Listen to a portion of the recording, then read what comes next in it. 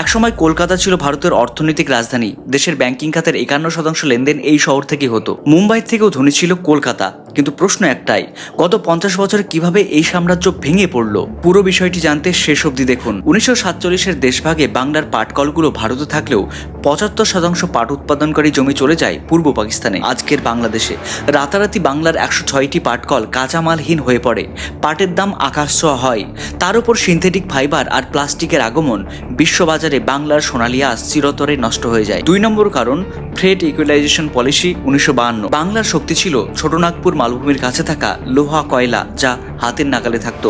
কিন্তু এই নীতির কারণে সারা দেশে কাঁচামাল পরিবহনের খরচা সমান হয়ে যায়। ফলে শিল্পপতিরা কাঁচামালের উৎস নয়, বাজারের কাছে কারখানা বানাতে শুরু করেন। মুম্বাই, আহমেদাবাদে শিল্প গড়ে ওঠে আর বাংলা পিছিয়ে পড়ে। এই নীতি 40 বছর চলায় বাংলার ক্ষতি অপূরণীয় হয়। 3 নম্বর কারণ, কলকাতার বন্দর ও পলি জমার সমস্যা। হুগলি নদীর গভীরতা অনেক জায়গায় নেমে আসে 3.9 মিটারে। ফলে বড় মালবাহী জাহাজ আর কলকাতায় ঢুকতে পারে না। জাহাজগুলো ঘুরে যায় ওড়িশার পারাদ্বীপ বা ধামরা বন্দরে। 1975 সালে ফারাক্কা ব্যারেজ নির্মাণ করেও সমস্যার সমাধান হয়নি। 4 নম্বর কারণ, রাজনৈতিক অস্থিরতা ও শিল্প বিরোধী পরিবেশ। 60-এর দশক থেকে ধর্মঘট, লকআউট, ঘেরাও সব মিলিয়ে ব্যবসার পরিবেশ ভেঙে পড়ে। নকশাল আন্দোলনের উত্তেজনায় বড় বড় গ্রুপ কলকাতা ছেড়ে চলে যায়।